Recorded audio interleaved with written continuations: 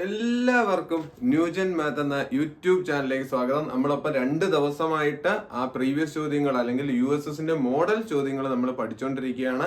ആ ചോദ്യങ്ങളുടെ ബാക്കി ചോദ്യങ്ങളാണ് ഇന്ന് നമ്മൾ ചെയ്യാനായിട്ട് പോകുന്നത്. കഴിഞ്ഞ ക്ലാസ് ഒന്നും കാണാത്തവർ കാണുക, നമ്മുടെ വീഡിയോ സെക്ഷനിലുണ്ട് ന്യൂജൻ മാത്തിലെ.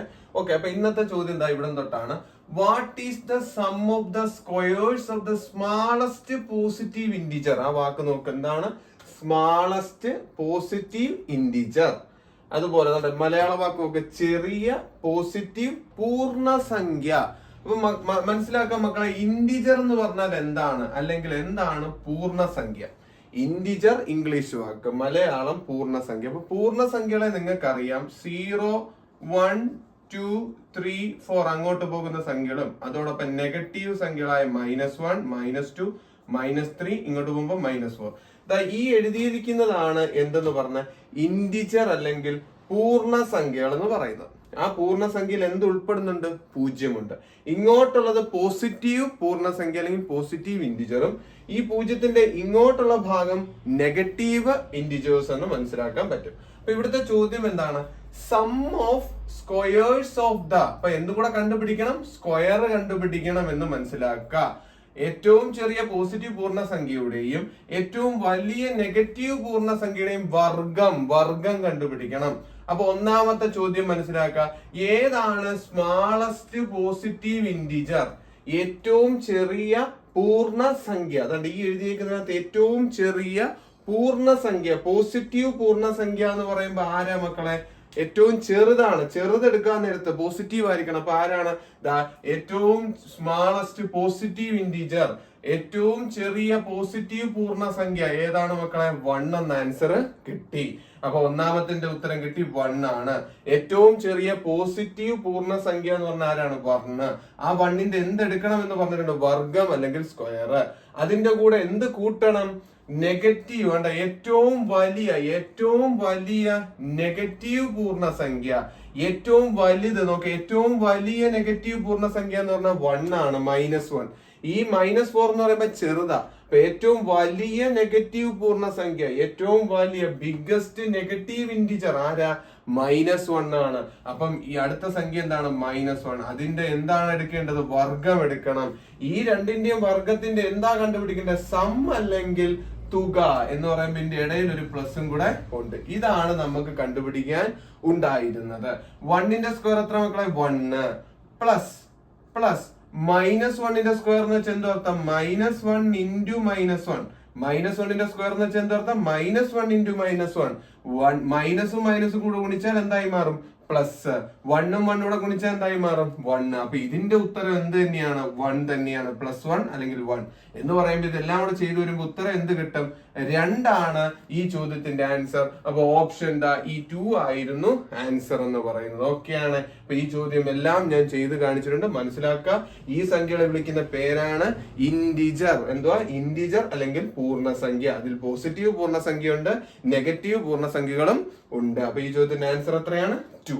വന്നിരിക്കുന്നതാണ് മറ്റൊരു ചോദ്യം. ഈ ഒരു ചോദ്യം ഏതൊരു USS പരീക്ഷയ്ക്കായാലും എന്ത് കണ്ടുപിടിക്കാനുള്ള ചോദ്യം കാണും? ഘടകങ്ങൾ എന്ന് പറഞ്ഞ ചോദ്യം, അല്ലെങ്കിൽ ഇംഗ്ലീഷ് മീഡിയം ക്വസ്റ്റ്യൻ ചെയ്ത് ശ്രദ്ധിച്ചേക്കാം, ഫാക്ടേഴ്സ്. അപ്പൊ എപ്പോഴായാലും പരീക്ഷയ്ക്ക് ഏത് ചോദ്യം കാണും?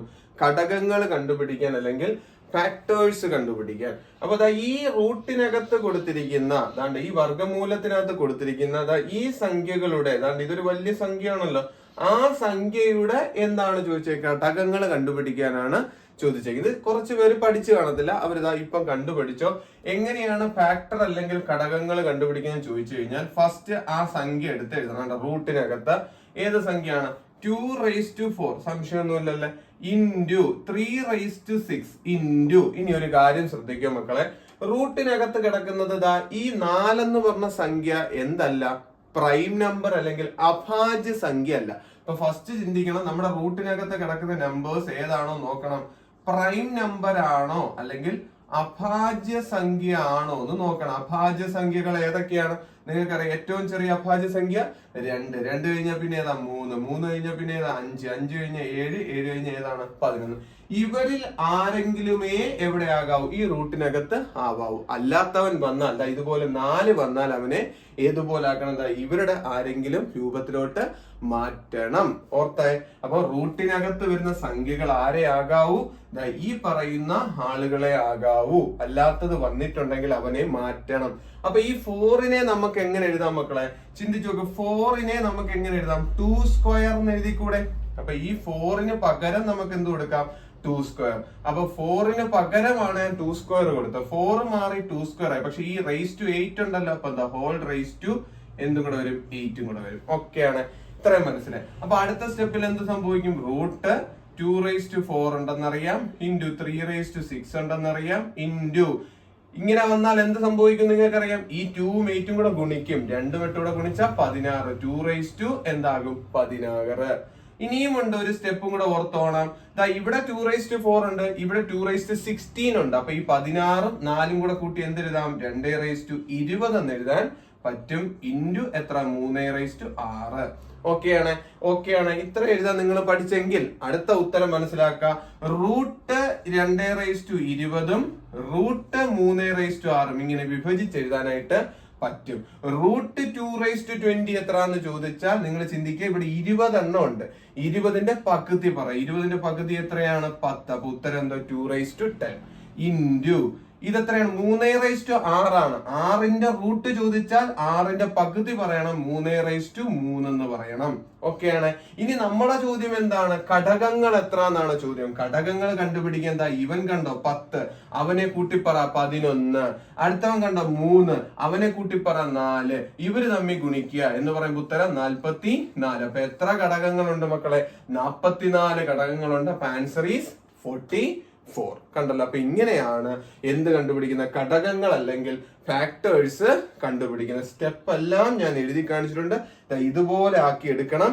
എന്നിട്ട് അതിന്റെ പവർ എടുത്ത് ഒന്ന് കൂട്ടി പറയണം. ഇവിടെ 10 പവറെങ്കിൽ 11, ഇവിടെ 3 പവറെങ്കിൽ 4. 11 × 4 ചെയ്യണം. 44 ഘടകങ്ങള് ഉണ്ട് ഈ ചോദ്യത്തിന്. ഓക്കെയാണ്. അപ്പൊ തന്നിരിക്കുന്നതാണ് അടുത്ത ചോദ്യം. മക്കളെ ഇത് പഠിച്ചേ പറ്റൂ. ഈ ചോദ്യം പഠിച്ചോണം. അപ്പൊ ചോദ്യം എന്താന്ന് നോക്കും. 3 എത്രയോ പവർ ചെയ്യുമ്പോഴാണ് 6561. മീൻസ് സിമ്പിൾ ആയിട്ട് പറഞ്ഞാൽ ഇപ്പൊ 27 എന്ന് പറഞ്ഞ സംഖ്യ എന്ന് പറയുന്നതിനെ നമുക്ക് എങ്ങനെ പറയാം മക്കളെ? 3ന്റെ ക്യൂബ് എന്ന് പറഞ്ഞൂടെ?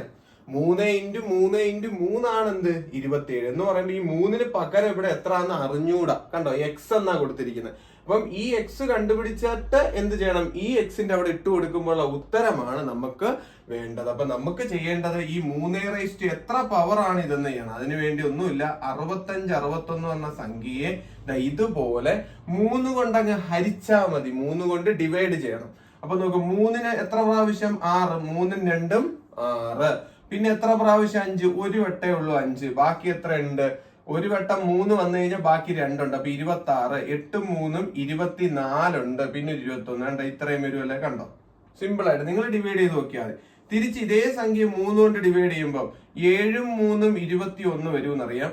3ഉം 2ഉം 6 വരും. പിന്നെ 9ഉം 3ഉം 27. ഓക്കെ. അടുത്ത 3 കൊണ്ട് ചെയ്യുമ്പോൾ 3ഉം 2ഉം 6, 4ഉം 3ഉം 12. പിന്നെ ബാക്കി എത്ര ഉണ്ട്? 243. പിന്നെയും 3 കൊണ്ട് ഹരിക്കുമ്പോൾ 81. പിന്നെയും 3 കൊണ്ട് ഹരിക്കുമ്പോൾ 27 അറിയാം. പിന്നെയും 3 കൊണ്ട് ഹരിക്കുമ്പോൾ 9. പിന്നെയും 3 കൊണ്ട് ഹരിക്കുമ്പോൾ 3. സിമ്പിൾ ആയിട്ട് എല്ലാം കിട്ടിക്കഴിഞ്ഞു. താണ്ട ഞാൻ ചെയ്ത് കാണിച്ചിട്ടുണ്ട്. നിങ്ങൾ ജസ്റ്റ് ഇതിനെ ഇതുമായിട്ട് ഡിവൈഡ് ചെയ്തിട്ട് അങ്ങ് താഴെ എഴുതിയാൽ മതി. താണ്ട് ഇതിനെ ഇതുമായിട്ട് ഡിവൈഡ് ചെയ്യുക, ഇവിടെ എഴുതുക. സിമ്പിൾ ആയി. അപ്പൊ ഈ ഉത്തരം നമുക്ക് സിമ്പിൾ ആയിട്ട് പറയാം. എണ്ണി നോക്ക് എത്ര 3 ഉണ്ടെന്ന്. 1 2 3 4 5 6 7 8 എന്ന് പറയുമ്പോൾ 3⁸ ആകുന്നു എന്ത്? 6561 എന്ന് പറയുന്നത്. മനസ്സിലായല്ലേ? 3 എക്സിന്റെ സ്ഥാനത്ത് എന്തോ വരുന്നത്? 8. ഇനി നമ്മൾ കണ്ടുപിടിക്കേണ്ട എന്തുവാ? 3x-5 എത്ര എന്നാണ് ചോദ്യം. എന്ന് പറയുമ്പോൾ 3⁸ എന്ന് എടുക്കണം അല്ലേ? എക്സിന്റെ സ്ഥാനത്ത് എന്തുവാ? 8. 8 - 5 എന്ന് പറയുമ്പോൾ 3⁻³ എന്ന് വരും. 3⁻³ എത്രയാ? 3 × 3 9. 9 × 3 27 ആണ് ഈ ചോദ്യത്തിന്റെ ആൻസർ. എന്ന് പറയുമ്പോൾ ഈ ചോദ്യത്തിന്റെ ആൻസർ എന്താണ്? 27. അപ്പൊ ഇത്രയേ ഉള്ളൂ ഈ ചോദ്യത്തിന്റെ ആൻസർ. ഈ രീതി ചെയ്യാൻ പഠിച്ചു വെച്ചേക്കണം. ഇത് 3ന്റെ കേസ്, അതൊക്കെ 2ന്റെ കേസും ചോദിക്കാൻ സാധ്യത ഉണ്ട്. അപ്പൊ ഓർത്തിരിക്കാലോ. ഓക്കെയാണ്. അടുത്ത ചോദ്യം പഠിക്കാം. അപ്പൊ USS പരീക്ഷയ്ക്ക് ശതമാനത്തിൽ നിന്നുള്ള ചോദ്യങ്ങൾ പ്രതീക്ഷിക്കാം. അതുകൊണ്ട് മനസ്സിലാക്കി പഠിക്കുക. What is 1% of? കണ്ട, ഈ ഓഫ് കണ്ടാൽ നിങ്ങൾ ഓർത്തോണം അത് ഇൻറ്റു ആണ് എന്നങ്ങ് ഓർത്താൽ മതി കേട്ടല്ലേ. 1% എന്ന് പറഞ്ഞാൽ ആരാണ്? ഇൻഡു ആണ്. അങ്ങനെ ഓർത്ത് വെക്കുക കേട്ടല്ലേ. 1% ഓഫിന് പകരം ഇൻഡു എടുക്കുക. അപ്പൊ 1% എങ്ങനെ എഴുതണ്ടേ? ആരുടെ 1% ആണ്? 80യുടെ. അപ്പൊ 80ന്റെ കണ്ടോ, ഇന്റെ അല്ലെങ്കിൽ 80യുടെ ഓഫ് 80 ഓഫ് ഇൻഡു ആരുടെയൊക്കെ പെർസെന്റേജ് കണ്ടുപിടിക്കണം നിങ്ങൾ ആലോചിച്ചു. 1%. അപ്പൊ 1%നെ ഈ സിമ്പിൾ മാറുമ്പോ എന്തോരും? ബൈ 100 വരും. ഈ സിമ്പിളിന് പകരം എന്തിട്ടാ മതി? ബൈ 100 ഇൻഡു ഓഫ് ഉണ്ട് ഇൻഡു 2% എന്ന് വെച്ചാൽ എന്താ? 2/100 ഓഫ് ഉണ്ട് എന്ന് പറയുമ്പോ 3/100. ഇത്രയേ ഉള്ളൂ പരിപാടി. സിമ്പിൾ ആയിരുന്നു മക്കളെ. നിങ്ങൾ എല്ലാവരും പേടിച്ചു പോകുന്ന കുഴപ്പമില്ല. ആദ്യമായി ക്വസ്റ്റ്യൻ നിങ്ങൾ ഇന്നേ വരെ ചെയ്യാത്തത് കാണുമ്പോൾ നിങ്ങൾക്ക് ഒരു ബുദ്ധിമുട്ട് വരും, സമ്മതിച്ചു. ഇനി നിങ്ങൾ ഇത് പേടിക്കത്തില്ല, എനിക്കറിയാം. 80ന്റെ 1%, 2%, 3%. ഓക്കെയാണ്. ഇനി 0 വെട്ടുകൾ. 0 വെട്ടാൻ ഇവിടെ കൂടുതൽ 0 ഒന്നുമില്ല. ഈ സീറോയും ഈ ഒരൊറ്റ സീറോയും വെട്ടാനേ ഉള്ളൂ. ബാക്കി നിങ്ങളും ഗുണിച്ചാൽ മതി. എന്നിട്ട് ഈ ഓപ്ഷനിൽ ഉണ്ടോ നോക്ക്. 8ഉം 2ഉം 16, 16ഉം 3ഉം 48 ഉണ്ട്. 48 തുടങ്ങുന്ന 3 പേരെ നമ്മൾ കണ്ടല്ലേ. ഇനി അടിയിൽ എത്ര 0 ഉണ്ട്? ഇവിടെ 2 0, ഇവിടെ 4 0, 1ഉം 5 0. 5 0 എന്ന് പറയുമ്പോൾ 1, 2, 3, 4, 5. ഓക്കെ. ഇനി നിങ്ങൾക്കറിയാം ഒരു സംഖ്യയെ 1000 കൊണ്ടോ 100 കൊണ്ടൊക്കെ ഡിവൈഡ് ചെയ്യാൻ വന്ന പോയിന്റ് ഇങ്ങോട്ട് ഇട്ടാ പോലെ. അപ്പൊ ഇവിടെ ഇരുന്ന പോയിന്റ് ഇവിടേക്ക് എത്തുമ്പോ എത്ര 0 പോകും? 2 0 പോകും. ബാക്കി ഇനി എത്ര ചാട്ടം ചാടാണ്ട്? 3 ചാട്ടം. 3 ചാട്ടത്തിന് 3 0 കൊടുക്കണം. അപ്പൊ പോയിന്റ് കഴിഞ്ഞ് 1, 2, 3, പിന്നെ 4, 8 എന്ന് പറയുന്നതാണ് ആൻസർ. ഓപ്ഷൻ ഏതായിരുന്നതാ? ഇതായിരുന്നു ആൻസർ. കണ്ടോ, വളരെ സിമ്പിൾ ആയിരുന്നു. നിങ്ങൾ ആദ്യമായി കണ്ടതുകൊണ്ട് ബുദ്ധിമുട്ട് വന്നത് കുഴപ്പമില്ല മക്കളെ. ഇനി നിങ്ങളെ ധൈര്യമായിട്ട് ഇങ്ങനത്തെ ചോദ്യമൊക്കെ വന്ന ചാടി ചെയ്യുക. വളരെ പാടൊന്നുമില്ല. സൂക്ഷിക്കുകയെ ചെയ്യാവൂ. വെട്ടിക്കളയുന്നൊക്കെ വെട്ടിക്കളഞ്ഞ് ഗുണിച്ച് ഒക്കെ ചെയ്യുക. ഓക്കെ. ഇപ്പൊ 100 കൊണ്ട് 1000 കൊണ്ട് ഡിവൈഡ് ചെയ്യുമ്പോൾ ഡെസിമൽ പോയിന്റ് ഇവിടെ നിന്നും എങ്ങോട്ടേക്ക് പോകും? ഡിവിഷൻ ആണ് വരുന്നതെങ്കിൽ ഇടത്തോട്ടേക്ക് പോകുന്നു ഓർത്തു വെക്കുക. ഡിവിഷൻ ആണെങ്കിൽ എങ്ങോട്ടേക്കാ പോയിന്റ് പോകുന്നത്? ദശാംശം പോകുന്ന എങ്ങോട്ട്? ഇടത്തോട്ട് എന്ന് ഓർത്തു വെക്കുക. അടുത്ത ഏറ്റവും എളുപ്പമുള്ള ചോദ്യമാണ് ഇത് കേട്ടോ. ഞാൻ ഈ പറയുന്ന വാചകം കേട്ട് ആരും ബുദ്ധിമുട്ടണ്ട. ഇത് ഏറ്റവും എളുപ്പമുള്ള ചോദ്യമാണ്. ഏറ്റവും എളുപ്പമുള്ള ചോദ്യമാണ് ഈ കാണിച്ചിരിക്കുന്നതെന്ന് ഞാൻ ഇപ്പൊ തന്നെ പറയാം. സിമ്പിൾ ആയിട്ട് ഇതൊരു വലിയ സംഖ്യയാണ്. ഇതൊരു വലിയ സംഖ്യ നിങ്ങൾക്ക് അറിയാമല്ലോ. 9ന്റെ പവർ എത്രയാണ്? 25 അവിടെ എഴുതിയേക്കുന്നത്. അപ്പൊ നിങ്ങൾക്ക് സിമ്പിൾ ആയിട്ട് നിങ്ങളുടെ മനസ്സിൽ വേണം 9/1 വന്നാൽ എപ്പോഴും ആൻസർ എത്ര? 9. നിങ്ങൾക്കറിയാം. 9/2 വന്നാൽ എപ്പോഴും ആൻസർ എത്രയാ? 81. 9/3 വന്ന ആൻസർ എത്രയാ? 729. അപ്പൊ ഇതിൽ നിന്നും ഒരു കുഞ്ഞു കാര്യം അങ്ങ് പഠിച്ചു വെച്ചോ. നിങ്ങൾക്കറിയാം, എനിക്കറിയാം നിങ്ങളൊക്കെ പഠിച്ചെന്ന്. 9ന്റെ മുകളിൽ ഓഡ് നമ്പർ ആണ് വരുന്നത്. നോക്ക്, 1 വന്നു, അതനക്ക് 3 വന്നു. അപ്പോഴെല്ലാം അവസാനത്തെ നമ്പർ എന്തുമായിരിക്കും? ഓഡ് നമ്പർ വന്നാൽ ആൻസറിലെ അവസാനത്തെ ഡിജിറ്റ് എന്തുമായിരിക്കും? എപ്പോഴും 9 ആയിരിക്കും. അതാണ് 9ന്റെ പവർ എന്ന് പറയുന്നത് ഈവൻ ആണ് വരുന്നതെങ്കിൽ എത്ര കഴിഞ്ഞാൽ ഏറ്റവും അവസാനത്തെ ഡിജിറ്റ് എന്തുമായിരിക്കും? 1 ആയിരിക്കും. അവസാനത്തെ ഡിജിറ്റ് എന്തുമായിരിക്കും? 1 ആയിരിക്കും. അതുപോലെ തന്നെ ഈ സംഖ്യയെ നമുക്കൊന്ന് പെട്ടെന്നൊന്ന് ആലോചിക്കാം. അപ്പൊ ആലോചിക്കാൻ നേരത്തെ നിങ്ങൾക്കറിയാം 9/25 ആണ്. അപ്പൊ 9/25ന്റെ ആൻസർ എന്ന് പറഞ്ഞാൽ dash dash dash dash dash ഇങ്ങനെ പോകുന്ന വലിയൊരു സംഖ്യ ആയിരിക്കുമല്ലോ. കുറെ അക്കങ്ങൾ കാണുമല്ലോ. പക്ഷെ നമുക്ക് ഒരു കാര്യം പറയാൻ പറ്റും. 9ന്റെ മുകളിൽ കിടക്കുന്ന സംഖ്യ ഓടാണെങ്കിൽ 25 ഓടാണ്. ഓടാണെങ്കിൽ ഏറ്റവും അവസാനത്തെ ഡിജിറ്റ് എന്തുമായിരിക്കും? 9. ഇവിടെ എന്തോ ആയിക്കോട്ടെ, പക്ഷെ അവസാനത്തെ ഡിജിറ്റ് എത്രയായിരിക്കും? 9 ആയിരിക്കും. നിങ്ങൾക്കറിയാം. അപ്പൊ ഈ സംഖ്യ കിട്ടി. ഈ സംഖ്യയുടെ അവസാന ഡിജിറ്റ് 9. ഈ 9ന്റെ കൂടെ ഈ 6 കൂട്ടാൻ പറ്റുക. ഈ 9/25 എന്ത് കൂട്ടണമെന്ന് പറഞ്ഞാൽ 6 എന്ന് പറയുമ്പോൾ ഈ 9ന്റെ കൂടെ ആയിരിക്കും 6 കൂട്ടുന്നത് എന്ന് പറയുമ്പോൾ ആൻസർ നോക്കും. 9 6 എന്ത് വരും? 15 വരേണ്ട ചാൻസ്. 15 വരാൻ ചാൻസ് ഉള്ളൂ. അവിടെ 9 6 കൂട്ടി ഒരു 15ന്റെ ഉത്തരമല്ലേ ഈ ഭാഗത്ത് വരുന്നത്. ആ ഉത്തരത്തിനെയാണ് നമ്മൾ എത്ര കൊണ്ട് ഡിവൈഡ് ചെയ്യേണ്ടി വരുന്നത്? 8 കൊണ്ട്. നിങ്ങളിപ്പോ പറയും ഈ 5 ഇവിടെ എഴുതിയിട്ട് ശിഷ്ടം അപ്പുറത്ത് പോകത്തില്ലയോ എന്നൊക്കെ ചോദിക്കും. അത് ചിന്തിക്കേണ്ട നിങ്ങൾ. ഇവിടെ കൂട്ടുമ്പോ എന്താണ്? 15 വരുന്നത്. ഈ 15നെ ആരുകൊണ്ട് ഡിവൈഡ് ചെയ്ത് നോക്കിയാൽ മതി? 8 കൊണ്ട്. അപ്പൊ 15നെ 8 കൊണ്ട് അങ്ങ് ഡിവൈഡ് ചെയ്യുക. അപ്പൊ നിങ്ങൾക്കറിയാം 8ൽ ഒരു പ്രാവശ്യമേ ഉള്ളൂ. ബാക്കി എത്ര വരും? 7. അപ്പൊ റിമൈൻഡർ എത്ര എന്നാണ് ചോദിച്ചത്. എന്തോ ചോദ്യം? റിമൈൻഡർ അല്ലെങ്കിൽ ശിഷ്ടം എത്ര ആയിരിക്കും എന്ന് ചോദിച്ചാൽ എത്രയായിരിക്കും? 7 ആയിരിക്കും. ശിഷ്ടം എത്ര ആയിരിക്കും? 7 ആയിരിക്കും. ഓക്കെ ആണ്. ശിഷ്ടം എത്ര ആയിരിക്കും? 7 ആയിരിക്കും ശിഷ്ടം എന്ന് പറയുന്നത്. ഓക്കെ, സെറ്റാണ്. നിങ്ങൾ കാര്യങ്ങൾ മനസ്സിലായെന്ന് വിശ്വസിക്കുന്നു. അപ്പൊ 9 ഒരു ഓഡ് നമ്പർ വന്നാൽ അവസാനത്തെ ഡിജിറ്റ് 9 ആണ്. അതിന്റെ കൂടെയാണ് നമ്മളോട് 6 കൂട്ടാൻ പറഞ്ഞത്. എന്തായാലും ഒരു ആൻസർ 15ഓളം വരും. ആ 15നെ നമ്മൾ 8 കൊണ്ട് ഡിവൈഡ് ചെയ്യുമ്പോൾ നമുക്ക് ശിഷ്ടമായി വരുന്ന 7 ആയിരിക്കും. അത് തന്നെയാണ് ഈ ചോദ്യത്തിന് ആൻസർ ആയിട്ട് വരുന്നത്. അപ്പൊ 7 ആയിരിക്കും ഈ ചോദ്യത്തിന്റെ ആൻസർ എന്ന് ഓർക്കും. അടുത്ത നിങ്ങളുടെ ടെക്സ്റ്റിൽ നിന്നുള്ള ചോദ്യം തന്നെയാണ്, നിങ്ങൾക്കറിയാം ഏതാണ്, പാരലൽ ലൈൻസ് എന്ന് പറയുന്ന ചാപ്റ്റർ, സമാന്തര വരകൾ വെച്ചിട്ടുള്ള ആ ചാപ്റ്ററിൽ നിന്നുള്ള ചോദ്യമാണെന്നറിയാം.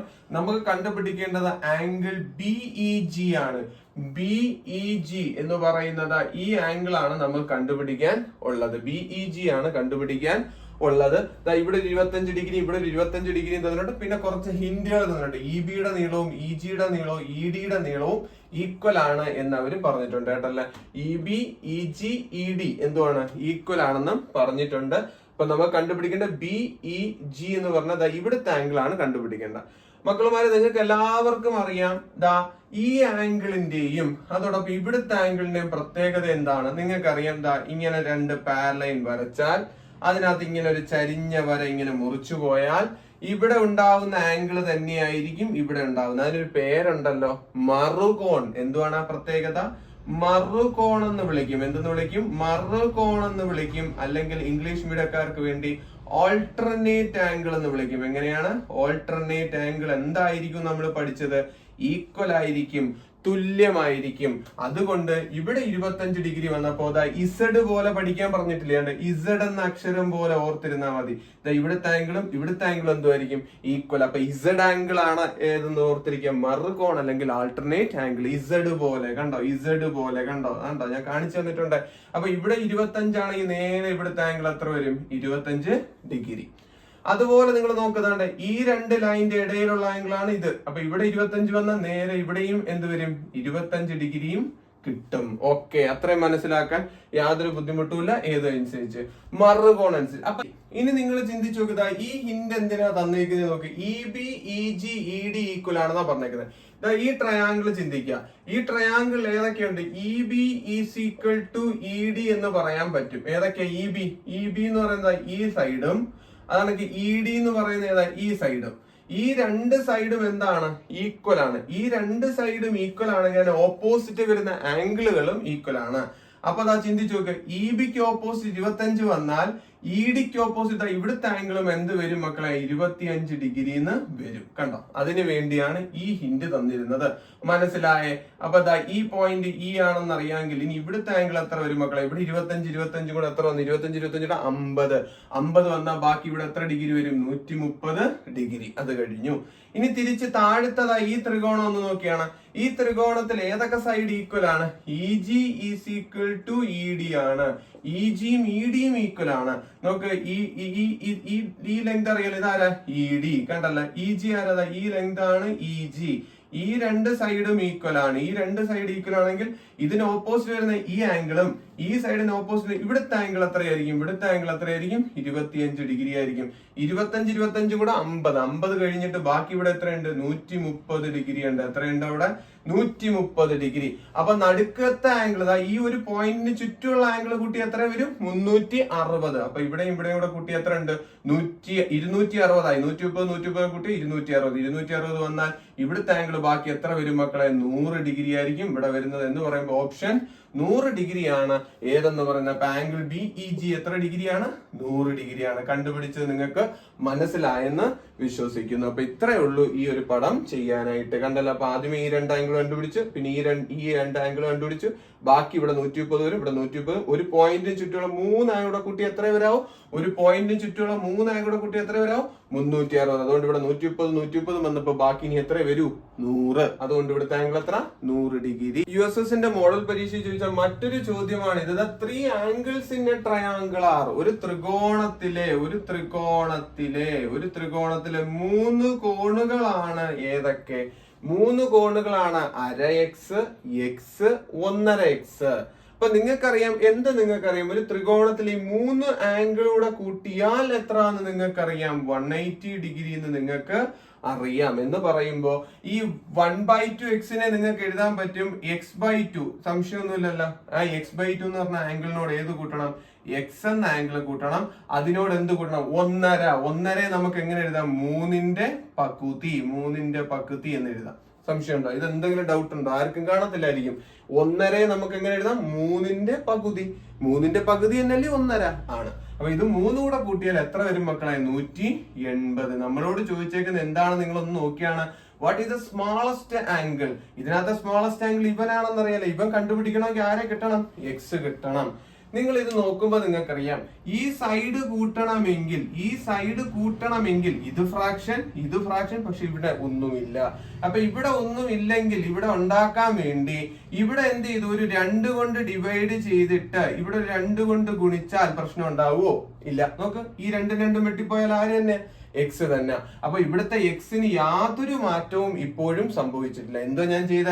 ആ എക്സിനെ 2 കൊണ്ട് ഡിവൈഡും ചെയ്തു, 2 കൊണ്ട് ഗുണിക്കുകയും ചെയ്തു. വല്ല മാറ്റം ഉണ്ടോ? നമുക്ക് ആ 2 വെട്ടിപ്പോത്തല്ലേ? ഉത്തരം എന്ത് തന്നെയാണ്? എക്സ്. അപ്പൊ എക്സ് തന്നെയാണ് ആര്? 2x/2.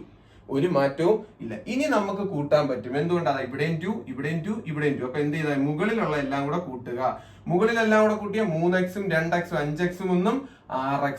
6x/2 സമം എത്ര വരും? 180. 6x/2 സമം 180. അപ്പൊ നമുക്കറിയാം 6x സമം എന്ത് വരും? 180 ഗുണം 2 എന്ന് വരും.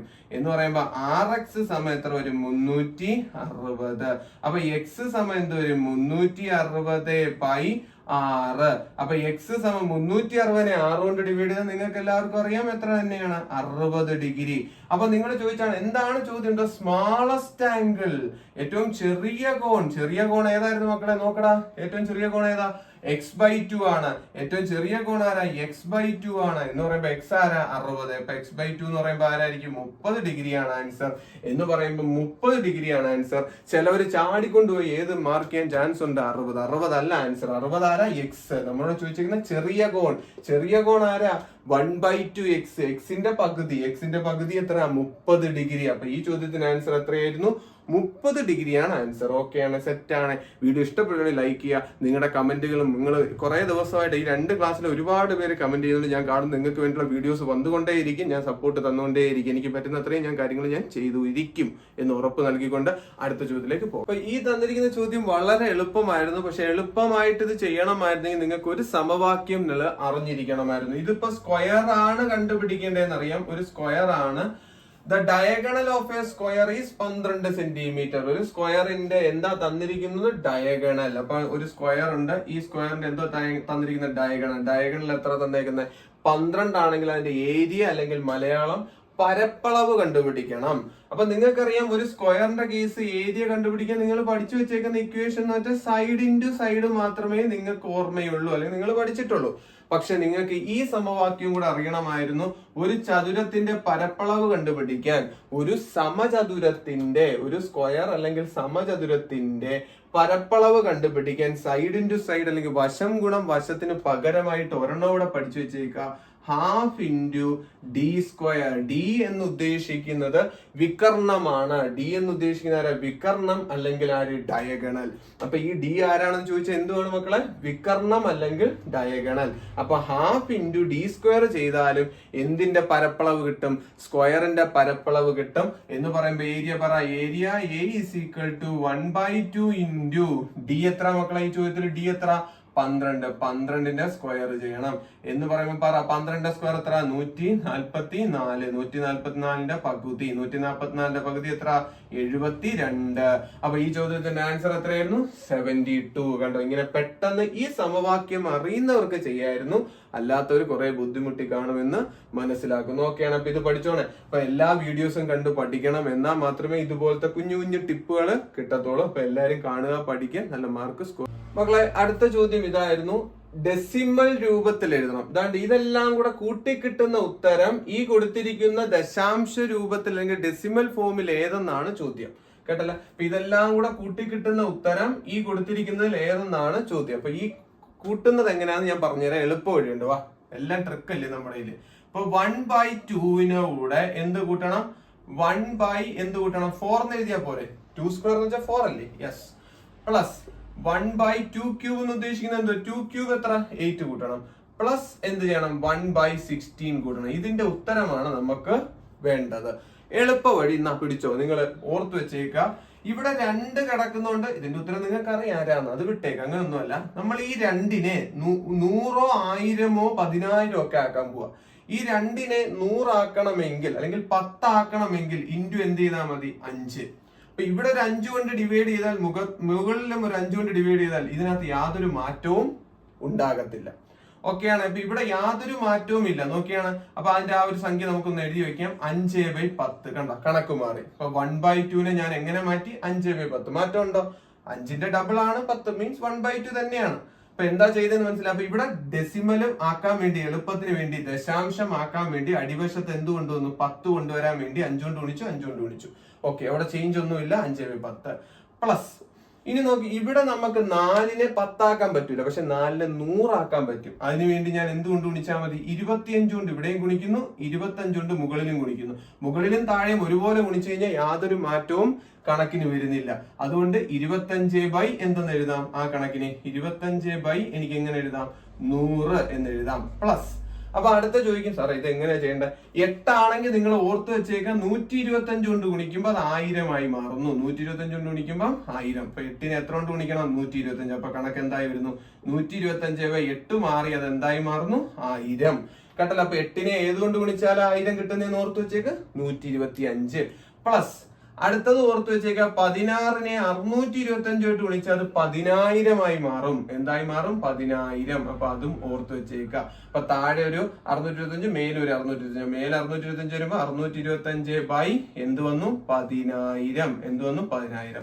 ഇനി ഇത് കൂട്ടാൻ എളുപ്പമല്ലേ? കൂട്ടാൻ എളുപ്പമാണ്. ഇപ്പോഴും ചിലർക്ക് ഡൗട്ട് ഉണ്ട്, എങ്ങനെ സാറേ ഇത് കൂട്ടുന്നത്? പറ. ഇവിടെ 10 കൊണ്ട് ഡിവൈഡ് ചെയ്യുമ്പോൾ ഇവിടുത്തെ പോയിന്റ് ഇങ്ങോട്ട് പോകും. ഇപ്പൊ ഉത്തരം 0.5 പ്ലസ് ഇതിന്റെ ഉത്തരം 0.25 പ്ലസ് ഇതിന്റെ ഉത്തരം 0.125 പ്ലസ് ഇതിന്റെ ഉത്തരം 0.0625. ഇത് കൂട്ടിയാൽ മതി, ഉത്തരം കിട്ടും. അപ്പൊ ഇതെല്ലാം കൂടെ ഞാൻ കൂട്ടുന്ന കാണിച്ചു തരാം. ഇങ്ങോട്ടേക്ക് നോക്കിയോ, എങ്ങനെ കൂട്ടുന്നതെന്ന് നോക്കിയോ. അല്ല, ഞാൻ ഇങ്ങോട്ടേക്ക് കൂട്ടാം. ഇങ്ങോട്ടേക്ക് കൂട്ടാൻ നേരത്തെ ആദ്യമേ വലിയ സംഖ്യ 0.0 ഇതാ എഴുതണ്ടേ. 0.625 എഴുതി പ്ലസ് ഇവിടെ ദശാംശം ഉണ്ട്. അടുത്ത ഈ പോയിന്റ് എടുത്തിട്ടു, ഈ പോയിന്റ് ഇവിടെ ഇട്ടു. 125 എഴുതി. ഇവിടെ ഒന്നും ഇല്ലാത്തോണ്ട് 0 എടുത്തു.